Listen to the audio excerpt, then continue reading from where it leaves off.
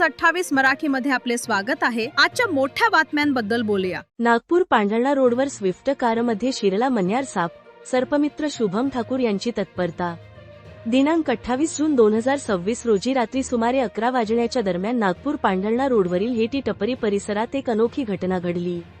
प्रणय वानखेडे यांनी सर्पमित्र शुभम ठाकूर यांना दूरध्वनीवर माहिती दिली की मध्य प्रदेश येथून आलेल्या काही प्रवाशांच्या स्विफ्ट कारमध्ये एक साप शिरला असून सर्व प्रवासी भीतीच्या वातावरणात आहेत। माहिती मिळताच सर्पमित्र शुभम ठाकूर यांनी आपल्या सहकारी रमण करपे यांच्यासह तात्काळ घटनास्थळी धाव घेतली। त्यांनी अथक प्रयत्न करून कारमध्ये लपून बसलेल्या सापाला सुरक्षितरित्या बाहेर काढले।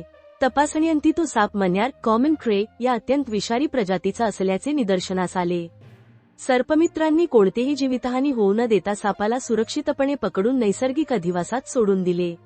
या धाडसी आणि तत्पर कार्याबद्दल मध्य प्रदेशातील प्रवाशांनी सर्पमित्र शुभम ठाकूर आणि रमण करपे यांचे मनापासून कौतुक करत त्यांचे आभार मानले। त्यांच्या वेळेवर केलेल्या मदतीमुळे एक संभाव्य दुर्घटना टळल्याची भावना प्रवाशांनी व्यक्त केली। सावनेर तहसील ब्युरो चीफ अक्षय बुजाडेची रिपोर्ट।